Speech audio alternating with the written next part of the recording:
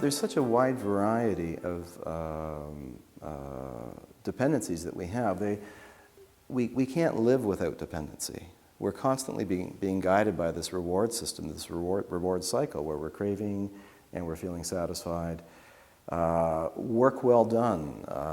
Again, we feel satisfaction from doing a good job at work, but we can develop an emotional dependency on that, where we start to seek out more and more praise in the workplace, and it starts to displace our intimate relationships, it starts to displace our parenting responsibilities and our social activities.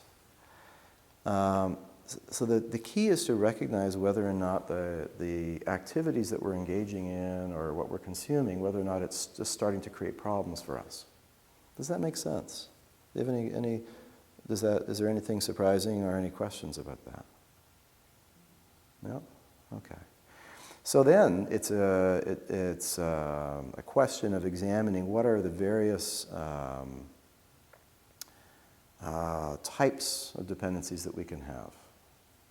So,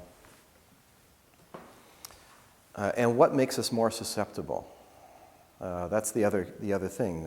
Actually, let me talk about that first. What makes us more susceptible to developing a dependency? You know, why is it that one person can consume a substance at a certain frequency, not feel dependent upon it, and the next person struggles to stop at that point? Why might somebody pick up cigarettes for a year and then be able to quit, and the next person can't quit?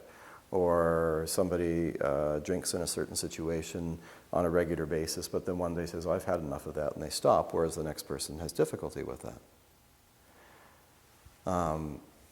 So the old model, the very first model, was that if we have difficulty with that, it's because we have a weakness. It's something wrong with us. You know, sort of like the biological flaw. And then that model was replaced when we started to recognize that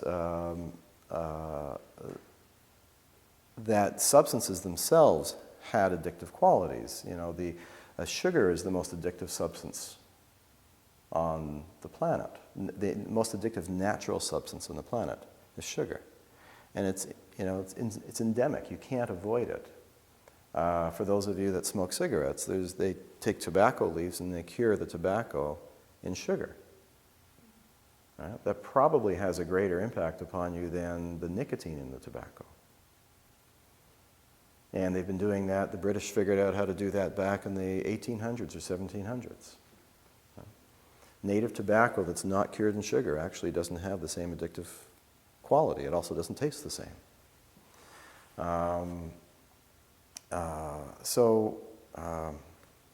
Sorry, I just lost my train of thought. Where was I?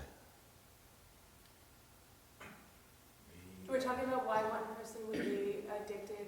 Oh, thank you. Fantastic. So you are.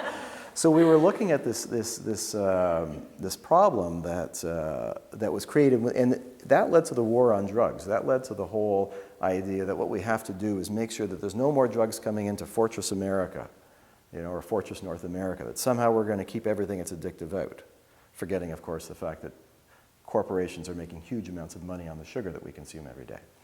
But, of course, we're going to keep out the opium, and we're going to keep out the marijuana, and that was the solution. And with that, billions of dollars were spent on that, and that was an utter failure. That didn't help. There was a study done of, the original study that was done to lead to that belief that it's the substance that's the problem was based on lab research where they had rats that were given the opportunity to have just regular water or water laced with an opiate. And the rats were having the water laced with opiates. So that's how they concluded that the problem is the substance. But then a brilliant person one day thought about that and realized that these rats were in really horrible environments. Gabor Mate talks about this recently, that these rats were in really horrible environments and that they were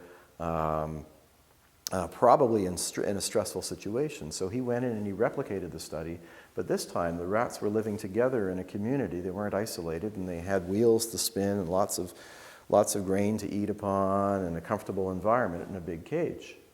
And most of those rats stopped drinking the opiate water and started drinking the regular water. which suggests to us that it's actually not the substance that's creating the problem, it's our sense of self. It's our sense of our needs being met and whether or not we're in stress or whether or not we're relaxed. That has a huge impact. And that led to the most recent change in our thinking about dependencies to lead us to conclude that actually it's either childhood trauma or emotional stress that leads us to develop dependencies. So the thinking is that normally,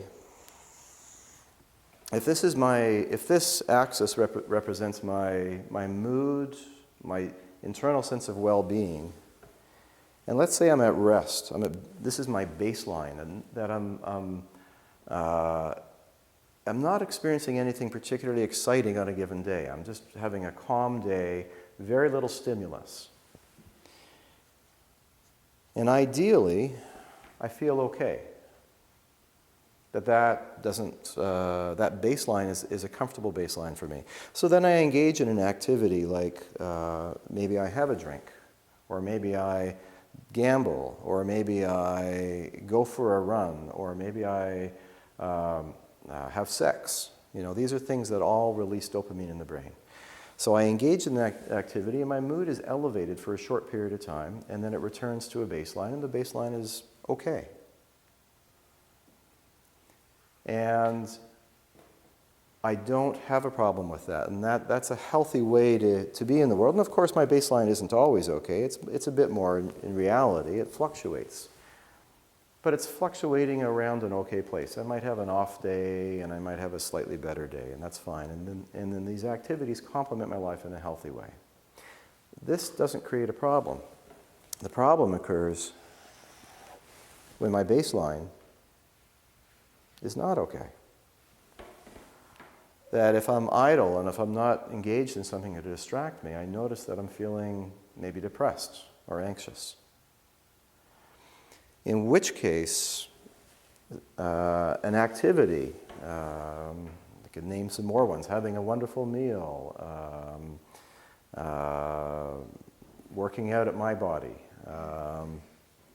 that they're not giving me a positive sense. They're not bringing me up to that baseline of feeling okay. And then I find something that has a particular emotional spike to it. I can refer to weed today because cannabis today is a very, very high THC level.